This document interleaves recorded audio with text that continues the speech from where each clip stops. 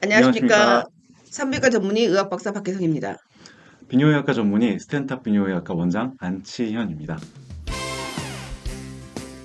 오늘 이렇게 저희 산부인과 TV에 나와주셔서 너무 감사하고요. 어떤 주제를 가지고 나오셨나요, 오늘? 사실 가지고 나온 주제는 전립선에 대한 겁니다. 아, 어떤 일을 하는 장기인지부터 조금 좀 미스테리한 그런 장기 중에 하나인데요. 네. 간단히 말씀드리면 정액이 일부를 만들기도 하고 음, 사정을 할 때 방광 쪽을 닫아줘서 네. 사정하는 정액이 방광으로 올라가지 않고 제대로 네. 사정될 수 있도록 네. 도와주는 그런 장기 정도로 생각하시면 되겠습니다. 근데 제일 중요한 건 남성에 있어서 좀 골칫덩어리 장기예요. 커졌을 경우, 네, 커질 때도 있고 암도 암 생길 수도 생기고 있고. 거기서 염증이 생기기도 하고요. 어, 이제 좀 남성들을 괴롭히는 조금 함께 하지만 가끔은 좀 미운 그런 존재가 아닌가 생각하고 있습니다. 어, 꼭 필요하지만 가끔 문제가 일으키면 굉장히 괴로운. 네, 맞습니다. 그러니까 전립선이 상당히 중요한 생식기관인데 네. 전립선에 생길 수 있는 질환이 어떤 게 있나요? 대표적으로 되게 굉장히 많은 남성분들이 겪으시는 문제가 이제 전립선 비대증, 어, 양성 전립선 비대증이라고 볼 수 있을 것 같고요.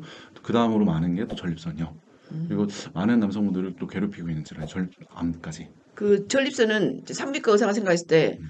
보통 항문에다 손가락을 넣었을 때 네. 이렇게 도톰하게 만져지는 아, 네, 부위라고 맞습니다. 하는데 네네. 보통 영화 같은 데 보면 남자들이 소변을 굉장히 자주 보거나 소변을 못 볼 때 아, 예, 맞습니다. 이제 전립선 비대증이구나 이렇게 생각할 수 있는데 네네.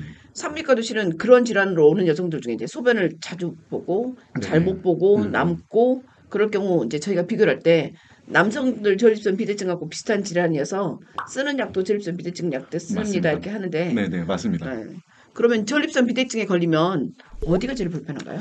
전립선의 위치가 방광 아래 요도를 음, 잇는 사이에 주먹을 쥐듯이 음. 가지고 있기 때문에 거기를 비대증이 생기면 막게 됩니다. 주먹이 커지면서 막는다고 생각하시면 될 텐데요. 그럼 사이즈가 이 주먹만한가요? 아니면 호두만한가요? 처음에는 호두만 했다가 네. 점점 커지면서 어, 주먹만한 경우도 있고 우유팩보다 더 커지는 경우도 있고요. 자궁 근종하고 비슷하네요. 맞습니다. 어, 커지는 거에 의외로 굉장히 한계가 없어서 나중에 음, 수술할 때 보면 굉장히 놀라는 분들도 있으시고요. 네. 대표적인 증상을 생각하면 방광의 습관에 따라서 바뀔 것 같습니다. 네. 정상 방광이었을 때는 예전보다 수분 주기가 좀 약해지는 것부터 시작을 네. 하고요. 그러겠네요. 시간이 지나면 방광의 어떤 습관이 안 좋아지면서 음, 더 자주 보고 싶고 어, 자다가도 깨워서 소변 보게 하고 음, 소변 마르픈데 뭐 못 참게 되고 뭐 이런 음, 증상으로 넘어가게 돼요.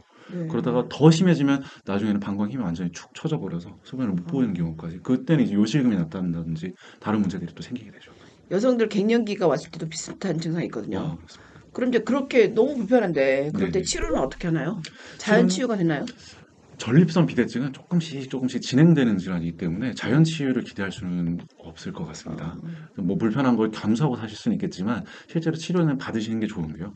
치료는 크게 보면은 뭐 약물 치료랑 수술적인 치료로 나눌 수 있지만 저혈압이라든지 입마름이라든지 뭐 발기부전이라든지 여러 가지 문제를 일으킬 수 있기 때문에 많은 분들이 수술적 치료를 고려하고 계십니다. 그러면 남성들이 실은 수술하는 거 되게 무서워하잖아요. 남성, 여성 둘 다 무서워하지 않을까요? 응, 남성들이 더 무서워하는 것 응. 같으셨나요? 그럼 이제 그 쓸 수 있는 약물들은 네네. 먹으면 얼마나 효과가 있나요? 먹으면서부터 거의 바로 효과가 나타나서 네. 먹는 동안 효과를 유지해야 되는 만큼 계속 좀 약을 드셔야 됩니다. 근데 음. 효과가 어느 정도 기간을 가느냐보다 효과의 정도가 아주 크지 않다는 게 좀 단점입니다. 그럼 이제 어느 시점에서 수술을 결정해야 되나요? 시점에 대한 게 예를 들면은 경미한 정도에는 약물을 고려해야만 한다라는 게 있는 게 아니라 약물을 못 드시는 분들도 있으시고 약물 음. 먹는 거에 대한 거부감이 있으신 분들도 있으세요. 네. 그래서 분명히 전립선 크기는 크지 않고 증상은 경미한 수준으로 학계에서 하는 뭐 기준에 의하면 그렇지만 그런 분들도 수술을 충분히 고려할 수 있는 질환이라고 보시면 그럼 이제 되겠습니다. 본인 스스로 내가 전립선 비대증인 것 같아. 네, 이제 이런 생각이 들 때 네, 본인이 자가 진단을 하거나 그래서 네네. 알 수 있는 방법이나 아니면 병원에 갔을 때 어떤 진단을 해갖고 전립선 비대증 진단하나요? 전립선 비대증은 전립선이 크다고 생각을 하는 거기 때문에 네. 말씀하셨던 이제 항문을 통한 초음파도 있고요. 그리고 실제로 방광 내시경이라든지 아니면 증상 점수표가 같이 나와 있습니다. 그러면 쉽게 진단이 되나요?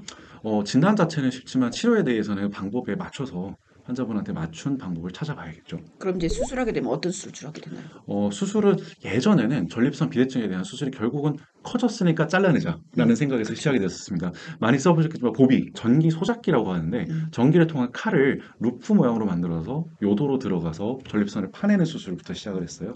그래서 그 뒤에 좀 더 발전되고 덜 아프다고 했던 수술이 그 레이저를 통한 수술이 네, 있었고요. 이런 수술들이 다 문제가 뭐였냐면 일정 기간 이상 입원이 필요하다거나 네. 출혈의 위험이 있다거나 그렇기 때문에 아까 말씀드렸던 나는 약은 먹기 싫은데 전립선 크기는 그렇게까지 크진 않아.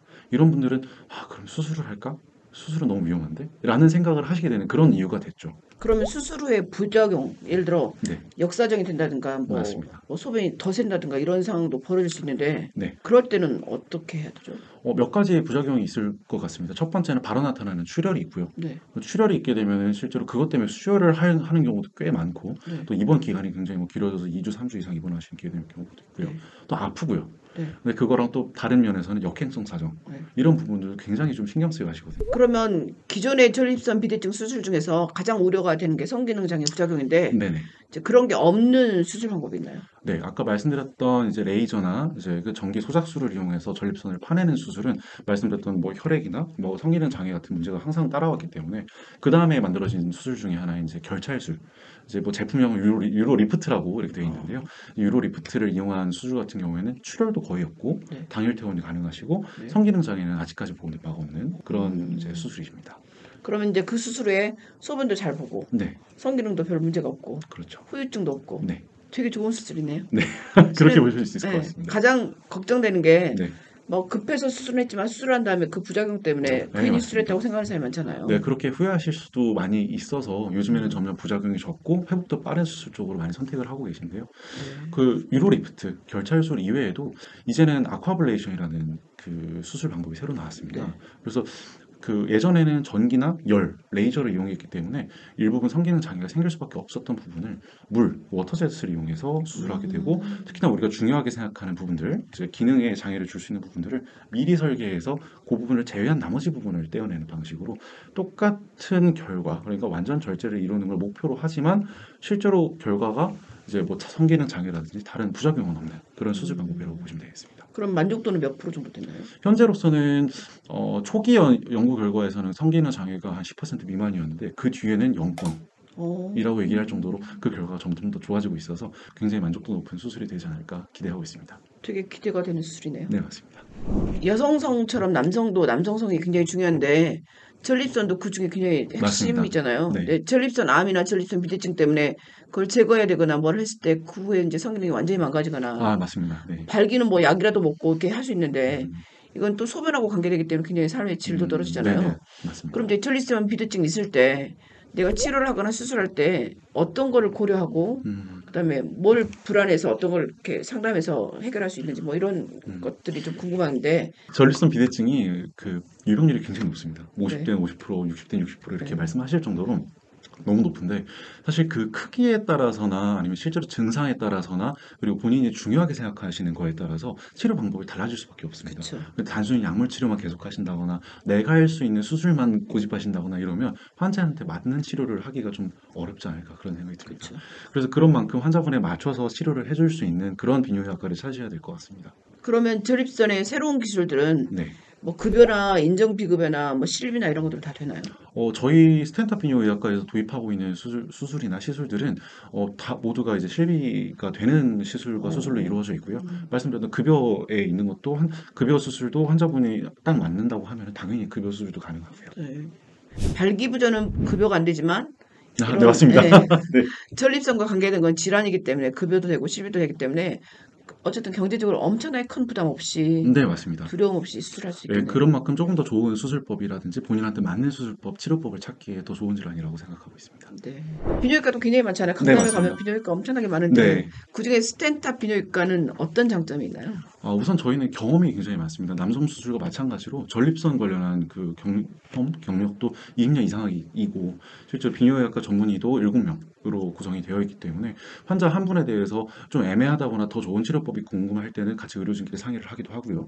전립선 절제술 처음 시작했던 절제술부터 뭐 유로리프트 그리고 아쿠아블레이션까지 전국에서 가장 많은 경험을 가지고 있는 비뇨기과이기 때문에 중년이나 노년의 남성분들께서는 꼭 참고하셔서 자신의 증상에 맞는 치료를 받으시면 좋을 것 같습니다. 환자분의 전립선 비대증이나 전립선 질환 치료를 위한 모든 것이 다 있다고 보시면 될 것 같습니다. 단순히 뭐 전립선뿐만 아니라 다른 발기부전, 조루, 남성 확대, 사실 비뇨의학 전반에 대해서 전문성을 가지고 있는 병원이기 때문에 언제든지 그리고 내 문제가 뭔지 명확하지 않을 때도 상담 받아보셔도 충분히 도움 받으실 수 있으리라 확신합니다. 네.